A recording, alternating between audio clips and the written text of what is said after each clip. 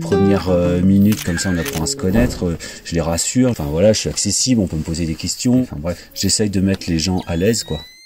Et puis après on est parti. Après on est parti, je mets un rythme un peu au départ moyen on va dire. Si je vois que ça suit pas, bah, je ralentis, et puis si je vois qu'au contraire ça colle, et ben on essaye d'accélérer ou de prendre d'autres chemins, enfin tu vois, pour en profiter au maximum.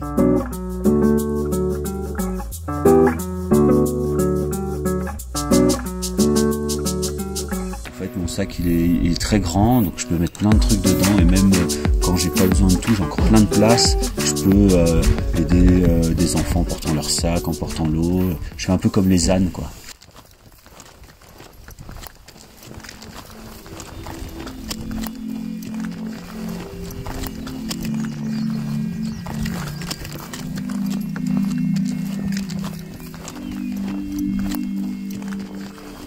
Qu'est-ce que tu fais?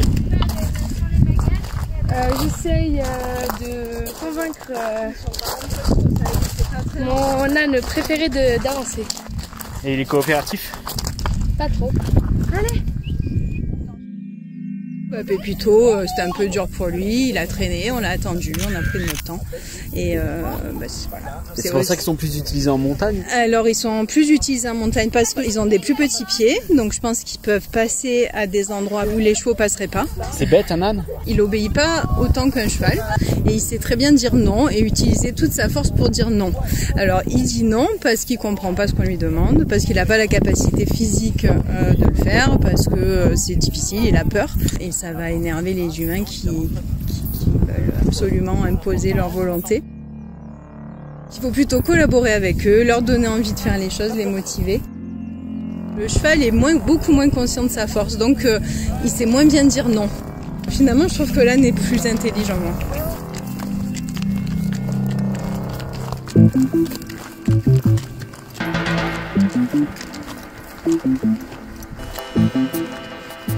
Maintenant, je l'ai bien aimé avec toutes les montées et descentes, avec les ailes aussi. T'avais déjà fait des marches comme ça?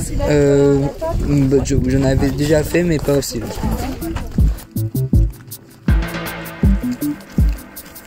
C'est quoi qui était le plus difficile pour toi? Le plus difficile, c'est des zigzags à la fin de la montée, où ça faisait mal aux jambes. Mais sinon, on est arrivé ici.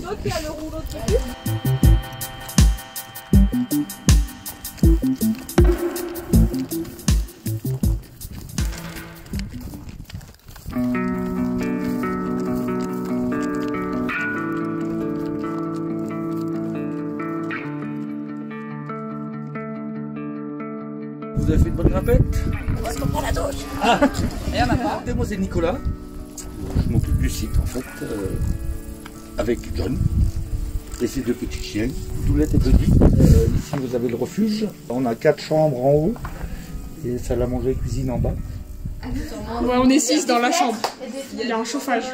Ça, c'est bien le chauffage. Une belle fenêtre avec Deux belles vues. On a une vue sur des rochers.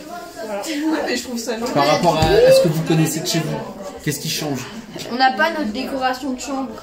Et on ne dort pas à 6. Voilà, c'est plus compact ici, on va dire. Mais je me sens quand même à l'aise. Ouais, moi aussi. Est-ce que vous savez tous comment fonctionnent les toilettes? Là, vous verrez qu'il y a une cuvette normalement. Ça s'ouvre sur un trou. Les refuges sur les sommets, ça n'existe pas. Mais celui-ci, voilà, il est au sommet, donc on a des problèmes d'eau. Enfin, c'est pas des problèmes, mais voilà. Du coup, on a un refuge un petit peu atypique.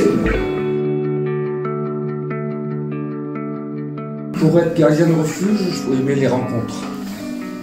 Bon, après, il y a toute l'intendance, hein, ça c'est notre boulot, d'emmener la bouffe et de la faire. Voilà. Mais voilà, je pense que la qualité principale, c'est d'aimer le contact. Alors, on est surtout un observatoire en fait. Hein. Tous les gens que je reçois ici, c'est pour les étoiles. Mercure, Vénus, la Terre, Mars, Jupiter, Mercure. Tu l'as déjà dit. Non, Jupiter, Saturne, Uranus et Neptune. Ah, voilà. Donc les 4 premières, c'est ce qu'on appelle des planètes telluriques, rocheuses, on peut marcher dessus. Ben, la pierrite, en fait, c'est une pierre lourde déjà, et essentiellement du fer. Parce que notre planète, ben, il y a beaucoup de fer à l'intérieur qui remonte des fois. On dit aussi pierre de foudre, alors je n'ai jamais vraiment su si c'est vraiment de la foudre qui leur donne cette forme. Parce que quand tu regardes bien, il y a des angles carrément géométriques. Il y a un truc que j'aime bien aussi, c'est aller sur des endroits où il n'y a pas grand monde qui va et savoir que d'autres y sont allés, tu vois, il y a 500 ans ou quoi. Trouver des traces du passage des gens, des morceaux de céramique et tout ça, des endroits où tu te dis, mais attends, c'est impossible, il n'y a personne qui va là. Ah, j'aime bien ça, ouais. Je trouve qu'il y a de l'énergie, tu vois.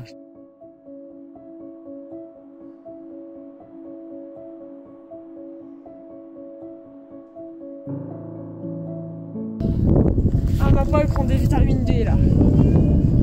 Incroyable. Ah, c'est tellement beau. Bah, les autres, ils ont loupé quelque chose. Là, c'est sûr. Et c'est tout.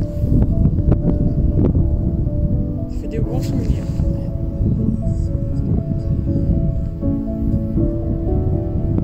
Le temps qu'ils sortent en entier, après c'est. Oui, il va encore. Faites gaffe à vos yeux quand même.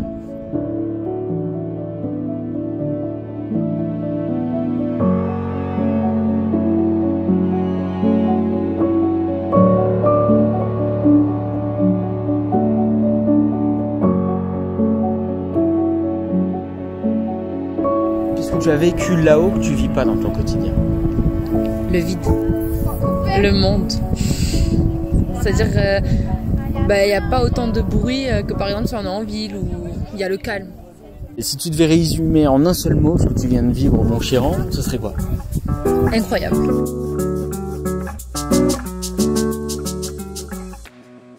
Un mot, c'était cool. Je dirais atypique, parce que je fais pas ça tous les jours. Le lien. Donc le lien qu'on a créé avec la montagne, le lien que les enfants ont pu créer entre eux, c'est deux groupes qui se connaissaient pas du tout. Est-ce que tu peux faire un groupe de mots? De belles rencontres. Incroyable. Ah ouais, incroyable. Moi, j'allais dire passionnant. Riche en événements, en émotions, en rencontres.